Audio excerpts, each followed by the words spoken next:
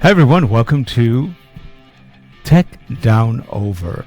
I'm Rick Zanotti, and I'm joined today by my good friend coming to us from the land down under, about 7,800 miles away. It's far. Anyway, it is Jeff Blanchard. How you doing, Jeff? Good, thank you, Rick. Here for another week of finding out what's new in tech. Yeah, what is new? I don't even know. But we got some stuff to talk about, and we'll kind of come in with the theme of last week. And joining us in that center position pretty soon will be Harold Muliati, who's running the Video Switcher, Mixer, and doing the show production. Here we go.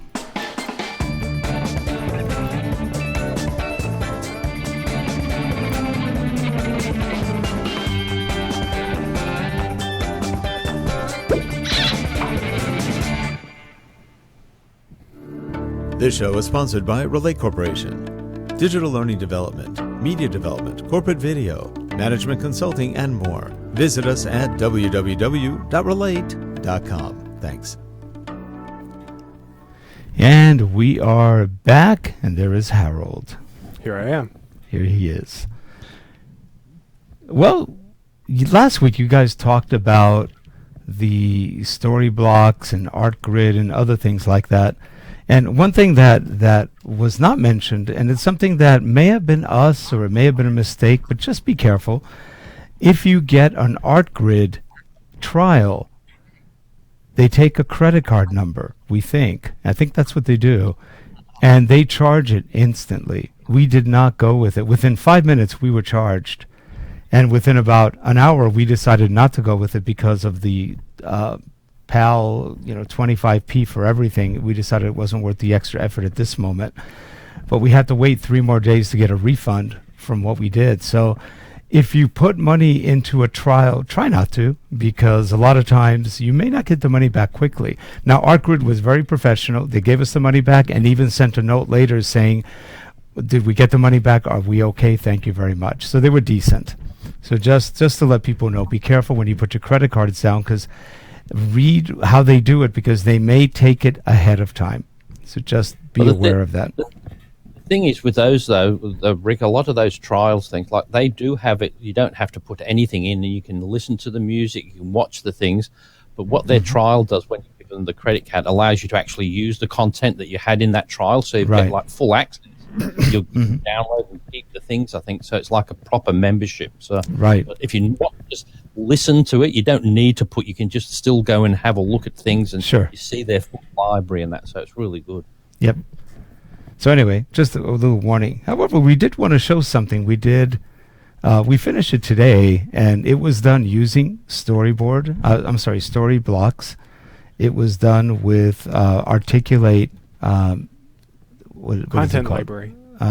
Studio, right? What's it called? Yeah, Articulate's Storyline Content Library. Storyline Content Library, Articulate 360. And we also use ArtList for the music. And Harold did all the video. He used Premiere for this one. He did all the content gathering, the video. We chose the music together, and then I wrote the script and recorded voice. So if you have that, Harold, or you want to talk about it, let's play it. Well, let's watch it first. Okay. Yeah.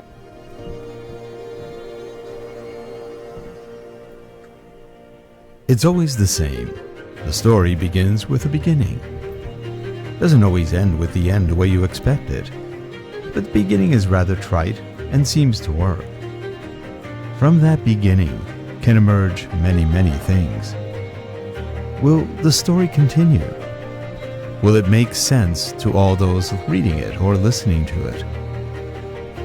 Will the story be a success or a failure? Will that beginning take you to where you want to go?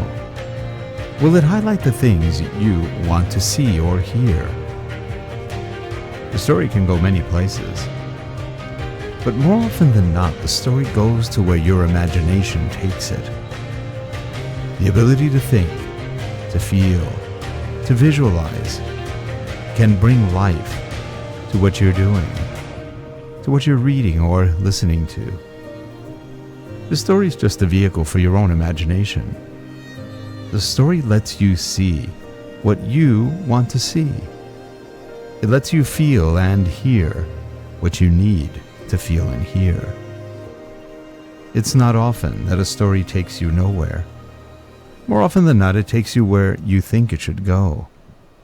And when it doesn't, disappointment may reign supreme. You may not like where the story went or where you thought you took it. You may not like that author again. You may go somewhere else. Or you may realize that any story, every story, is nothing more than a touch upon your imagination. Every story can lead you to where you need to go, or where you want to go. It's all in the story. It's all in your mind.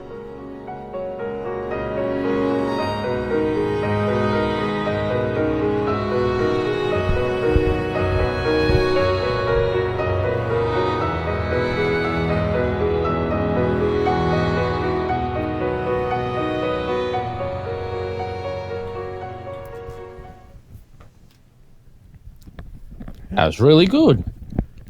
Thanks. So how did you come up with that? How long did you come up with that script? Did you do the script first before you put the video together? Yeah, hard to believe, but what I was doing was playing with the microphone, and I just started. I just started talking, and it ended, and that was it. There wasn't written down. It was just total ad lib.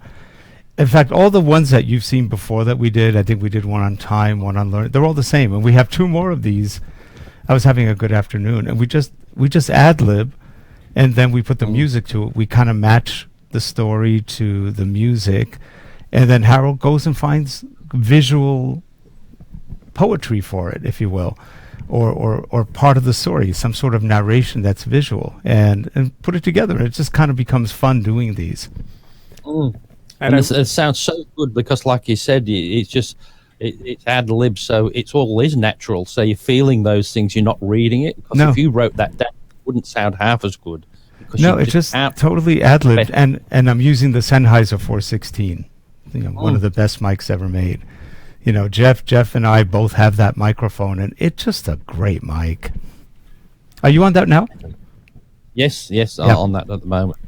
Yep. That's it there. And I would say, because this is the first project we've done since with the Storyblocks footage since renewing it, and it definitely, compared to what we've used before, now it has a lot more video clips. Like, you have a lot to choose from. You have to be careful, of course, not to just end up getting caught up looking at too many different clips because you have so much selection. But you get quite a bit of selection with this now. And part of what you did is, on some of the clips, some of them were very bright, so Harold color corrected them to give them a little bit more texture, a little more shadows. And I did adjust colors to adjacent clips to try to make them fit together more. That is something that you will have to do when you're using quite a lot of stock footage. Is you'll need to color correct things to get them more to the same kind of baseline, so that it's not as jarring color wise when it switches from clip to clip. I think you said a good thing there is you get your project first before what you want to do. Get you said the narration and then go look for your clips, because I've done it the other way. And I said, what sort of clips can I have? And you can be there for days. You just can't settle on anything or music. You just say, okay, let's do the script, and then we'll go and find something that matches your voice or matches the feeling and that. So. Yeah, that's kind of what we did. We did the voice first, and then we had the music. So we get that kind of, and this was in this particular piece, there were 2 music clips. One, they were both from Artlist. One was a little bit faster, and the second one had the violins and was now hitting the emotions a little bit more. And so it was just an easy put together on the music. And then Harold went and started trying to put to the words what the story might look like. And I don't think we've changed. Yeah. You did very well, because the thing is, when I'm listening it, I didn't notice it was 2 different pieces of music. So it was very well matched, because he just was listening to the words and he didn't notice that there was a... Yeah, Harold did a great job, because he kind of blended them as one emerged. You didn't. I didn't notice that until you said that it was 2 different ones, because I'm concentrating on the... We kind of put the clips to cross over when the tone in the narration itself changed. So then it's just more natural. Yeah.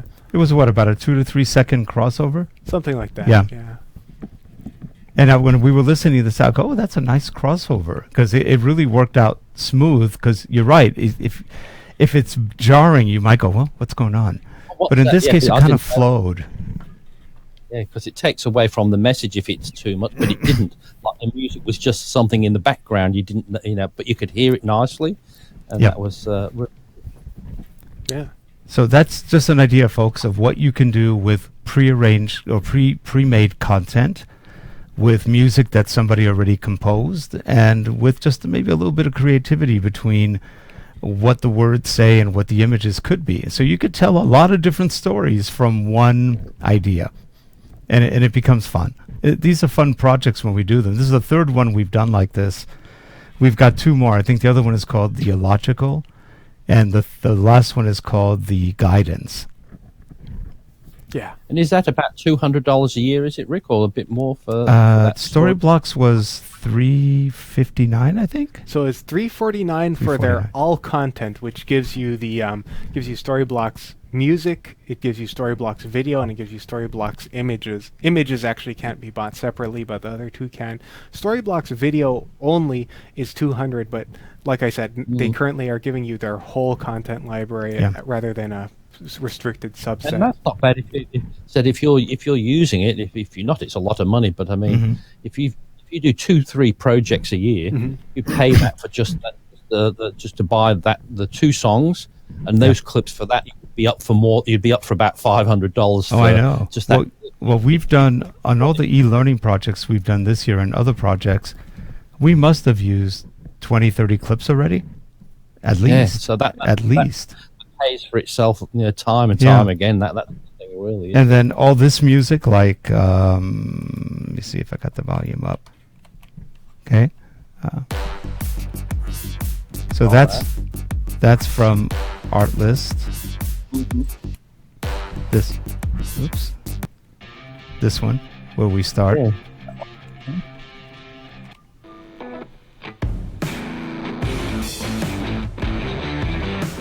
Yeah.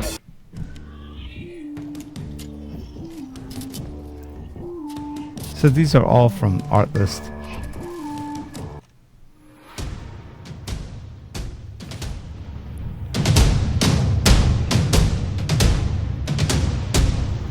Good sounding music, isn't it? Yeah, Artlist has some really good stuff, and now what's nice is that Storyblocks has a lot of the same music, so they both have really good clips. I'll say, can you remember? I'm just chuckling to myself back in the early days when you had the computer and when you could get bing, bing, bing, bing, bing, and do two or 3 things, bing, bing, and you think, oh, it was so great. I know. You could. And you thought, and it was even worse than elevator music. But we were so excited because, listen to that. We created music on the computer, and it was woeful. It was funny. Actually, you could see yourself now if you transported yourself from there to now. You'd go mental. You'd go, I can't take this. I know. Do motherboards still have PC speakers on them? I'm not sure if they still put those on there. No. Not really, right? It's usually a separate speaker. It's attached to the motherboard, but they're separate speaker systems. They're just cabled into... Yeah. I mean, actually, now I think a lot of motherboards come with sound cards on them already, right? They do. Yeah. They do. Yeah. But they're not as good as the professional sound cards from Sound Blaster or something, which still exist. Those are Creative Labs, I think, still has some, but they do sound better. Most of the speakers on PCs don't sound that good, or laptops. Every so often you get a good one. Yeah. You know who's got good speakers? On the iPad Professional, the iPad Pro from Apple. Those speakers are amazing. There's 4 speakers, 1 in each corner, and they are so good. Yeah, and I find even on the latest iPhones, just listening to that so much better than it was before. You used to have to put headphones on because it was rubbish, but now if you're in a quiet space, you can say, I can just listen to it from that. And same with the MacBook Pro, the 16-inch. Yes. Their speakers just give you like surround sound, but Did it's you amazing. Buy that one? I didn't know. Oh, you didn't? Not I've heard I'm it in the waiting. store, and the store sounded good. I'm waiting. Now they're changing their chipset. I'm waiting until they bring a new one out for that. Then I'll go for one. Now, what's this new iMac that just came out this week? Is that the same chipset as we have? It's still the Intel chip. It's Still the last Intel. one, but it's amazing because I thought, well, somebody like me, it's got all the things I'd want to have that make me want to buy it. But when I know they're not going Intel, well, no, I'm going to hold off. But I mean, now you can go up to you can go from 8 to 10 cores. It's got on it now. So but they've got rid of the Fusion drive, but you can go to 8 terabyte. Yes, 8 terabyte HDD on. And if you go with the 8 terabyte, it adds $2,500 to the price. Oh, yeah, but the thing is, it's still like everything. People go, it can go up to 128 gig of RAM, but that'll cost you probably more than the computer's worth as well from Apple. That's true. Buy it with an 8 gig of RAM, like I did. You buy it with the cheapest one, and you go online, and I bought 64 gig of RAM, $250, but it was $2,700 if you got it from Apple. Wow. Yeah. Now, they said that the new speakers on the brand new iMac are quite impressive. They said they sound more like real speakers. So I haven't heard them, but that's what they were saying on one of the reviews I saw.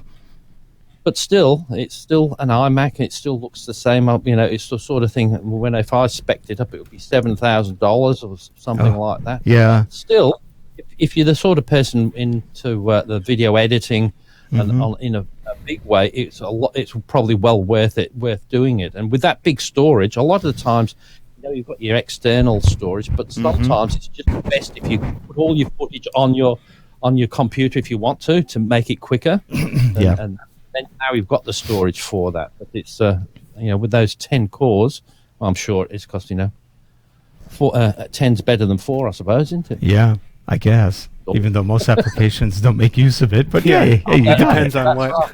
But that's what it is. If the number's higher, it's got to be better. It's like that's true. It's like what we were talking about last week about you always have to improve your stuff in the way that looks better on the spec sheets. Right? It might not do anything, but it's got twice as much of it did before. Or they'll do something like say, we have 16 cores, 8 of which are disabled, but it doesn't matter. You have them. So yeah, that's right. We didn't say it did anything. We just said it had them. We had them. Well, anyway, we also wanted to talk today a little bit about Sony getting into the OLED market. So Sony TVs are now coming out with OLEDs, and they look pretty good from the review I saw. Have not seen them live or in person yet, but both Jeff and I have LG OLEDs. He's got the, I think, 65, and I've got a 55, and they're really nice. They look really good. I've got a regular Sony large screen. I think we have a 75-inch, which is our main TV, and it's really nice too. That has the dimmable zones, 24 dimmable zones, which is pretty cool. But Sony is now giving LG competition with OLED. Samsung has something called QLED, and they call it the quantum dot or whatever, but it's not OLED. It's something else. It looks okay, but it's not overwhelming. I saw it at the store, and it was expensive, and I didn't think it looked really much better than, I didn't think it looked better than the Sony. The OLED from LG at Best Buy, they never show you people pictures. It's only like fast animations, and it looks good, but they don't show you the people. I'm not sure why, because the OLED does look pretty good with people, but they don't focus that. Whereas on the Sony, they show you lots of people everywhere because of the warmth of the screen. But the OLED can be warm too. So I'm not quite sure what the marketing strategy is there, but it's a little odd. Well, so my understanding of it is, so OLED, there are two big advantages to that. One being, they both come from the OLEDs being able to dim all the way to black. So yeah, you turn it off. That way you can get, it can go all the way down, so you can get truer blacks. And this also improves power consumption. The QLEDs, quantum dot LEDs, they from what I understand, they are able to produce much purer red, green, and blue light. So there's less it's a less messy emission spectrum. Okay. I'm not sure, like, as far as what the actual, practical benefits are of that. I guess, you would have to kind of see a QLED TV yourself to see whether that's actually something. And then, like you said, and it's depends who you listen to. Of course, Samsung going to say the advantage of QLED over OLED. Yep. LG are going to say the OLED over QLED. So Yeah. But now even LG, there's something different. I've lost track now. It's not OLED, it's not QLED, but it's equally as good as OLED. But it's Are they doing the micro OLEDs? they're doing something different. It's They not might be called doing OLED. micro LEDs. It might be or maybe the micro LEDs and micro OLEDs, which are very cost effective in terms of they're very productive, effective. They don't waste a lot, and supposedly it gives you better color range. Yeah. So But the thing is, the micro LEDs, they're not OLEDs. They're actually they use the same gallium nitride electroluminescent material that traditional LEDs use, but they're much smaller. They're they're something like 100th of a millimeter in diameter, and this makes them a lot more efficient, I guess. So there's a lot less power consumption. but going back to that Sony, Rick, as well, one of the big things I like with the Sony TVs is their speaker system. Unlike all the other TVs, even when you just have the standard speakers on the TV, they have a speaker down the bottom, but Sony's have them built in behind the screen. So the sound comes out from behind the screen, which is quite ingenious on a lot of them. I hope they're still doing that on the current ones. So. Yeah. Do you have any specs on those new Sonys? The new Sonys. Let's see. This is the product page of one of them, which is called the A8F. So this one's a 4K TV, and it's got. Not too bad a price, really, considering, because that's the only reason, I used to love and would only buy Sony. How big was this one? So this 65. one is 65 inch. And, they don't actually have specs on the page, so I guess they're that new. This is on Sony's official site. They're that good, you don't need it. That's Sony, right. Just buy it. Yeah. Why do you need to know what it's all about? It's able to do 4K Ultra HD, and it does high dynamic range rendering. So, and it's also a smart TV. Yeah, I think almost everything's a smart TV today. Yeah. Hey, you won't be able to, if you can't get Netflix and all that on YouTube on it, who would buy a TV? Really? So, Nearly everybody wants to. So, Jeff, do you use the TV or do you use Apple TV? I'll tell you what I do. I use the TV for the. You do? On my OLED, I do. I have an earlier generation LG that's not OLED. It's in the earlier days, but its smart TV operations are so bad on it. The software sometimes freezes, stops. So I use an Apple TV on that because it doesn't freeze. Still, I think that sometimes for usability, the Apple TV is still better to go on to that because the Apple TV, you can go on there and say, I want to search for something, and then pops up on your iPhone, and then you can start typing it in, so you don't have to spend 3 hours trying to type in something on this. So it goes onto the phone, so you can just type quickly. That's good. So even though people say, well, you've got the smart TV, but the box for just that little extra, it's not that much more inconvenience. No. And that does all right on that. So. Oh yeah, and now I believe the other difference between other difference between OLEDs and other kinds of LEDs is the OLEDs tend to have their pixel arrays tend to have 4 colors. You've got red, green, blue, and they've also usually got a white white LED that just adds brightness, basically. But that's so they're out at the moment. How the Rick those Sony ones? Is that I just think so. And that's Actually, do they have those at Best Buy so we can see pricing? That said 3799 on that one on the 65 was $37.99. That's on that pretty expensive. Well, so that's your end. Yeah, 4400 my end, something like that. Yeah, that's not cheap, but so they're going at a premium. But then again, if you look at the LG one in the same sort of range, they would be still up at that high. Yeah, your Microsoft on there. So. Yes, they are available at Best Buy. What are they charging for that? 3,500. 3,500. Okay. That's true. Still pretty expensive. Yep. Yeah. But it's like the thing is when it becomes cheap, you don't buy it because you know, what have they released? Because as soon as it gets to an affordable price, you know there's something better out there. That's right. It's like they're cheap. Now, are there any reviews on that? Like you mean on Best Buy? Like anybody reviewed them yet? Anybody buy them? Yeah, there are people that have bought them. What are they saying about them? A lot of people seem to like them. What are they saying? That's the thing is with all of these ones, it's very hard to get TVs out there that are horrible.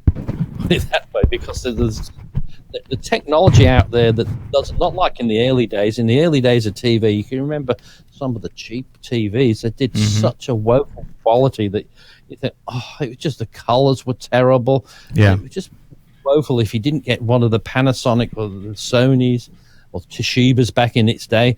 They were the ones, the main ones to get. It was rubbish. But now, no matter what, you can get the cheapest import, whatever it is, at the cheapest price, and it will still do a damn good job. And like people say, it won't last you that long. But back when I got my first TV that used to cost you a lot, they lasted you 20 years because that's what you kept. But now you buy a TV, and like my OLED, I've had it nearly 3 years, still going perfectly well, but I want something new. You still in 5 years, you're not going to keep it for 20 years because it's something that you have to get the other one, and you'll have to retire the other one because there's just so many things you need. And now these days, with all the lockdowns around the place, your TV's one of the most. It becomes important. You can justify spending that. You say, well, we seem to spend a lot of time, they're watching it these days, so it's well worth investing the extra money in the TV. Yeah, that's for sure. And especially now we're on a secondary, we're on, a curfew now. We're not allowed out from 8 at night till 5 in the morning, or else in the military come and get it. Oh, gosh. Yeah, I heard they were arresting people and everything. Yeah, but I said I never go out after 8 o'clock at night, and I don't go out before 5 in the morning, so it's no. Jeff, do you think by any chance we're all in a reality TV show, like a science fiction TV show, and don't know it? We don't know. It's like the Matrix, isn't it? You don't know. It could be, because this is beyond insane and stupid. And you just go, wow, what the heck are we doing on our planet? Not much. Yeah. The next stage is the cyanide capsules, like we said last week. Yes. Yeah. I think I'm done. Issue them out to the people. Get rid of everybody. If you're infected, take one of these. Take one. Have a good life. Yep. They'll fine you $1 million first, and then that's right. Yeah, you can't take yourself out. You were supposed to tell you. Well, no, he died of COVID. Yes, that's another $30,000 for us. Well, no, it was cyanide poisoning. No, it was COVID. He had a fever. Oh, okay.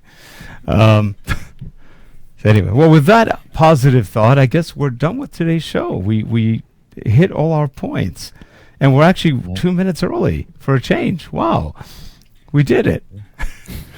That's. But the thing is, these days with these big TVs as well, Rick, they connect up to your computer so nicely. Like you've got using a 40, you're using a 61-inch or something, I think, as a monitor, aren't you, as well? No, I'm not. I bought a 42-inch, but it didn't work out. It was okay as a monitor. Harold's using a Samsung 40-incher on his desk as a monitor. It's the same one I have in front of me here, which is a 40-inch Samsung TV as a monitor, as a viewing monitor, and it works well. He uses it quite a bit. But what we find though with these days with a lot of video conferencing and that, a lot of boardrooms and that, you're putting big TVs in there instead of projectors because they just do a good job now, and people don't get in front of them, don't get in front of the beam. No, there's so many different uses for them other than just TVs, but you can still use them as for all your Netflix content and all that. So that's true. Very well worth it. Now I'll have to go and have a look at that Sony now. It looks interesting. I want to go see what it looks like too. We're not going to buy any TVs, but just want to see it. to see if I it's can't made. get- Yeah. I can't get out because none of the shops are open here anyway. Well, we're somewhat open, but I hate going because you have to wear a mask. Supermarkets and food stores, they're about the only, and Yep. chemists, they're the things that are allowed to open Yep. at the moment. Fine. 6 weeks. Anyway, for you guys watching, thank you much. We'll see you next week on eLearn. I keep saying eLearn Chat. I'm stuck on that. With This is what Tech is Down knowledge? Over. Tech Down Over. Tech Down Over. Repeat 4 times. Yeah. Have a good one, everyone. Bye-bye. All right, bye everyone. Oh, no.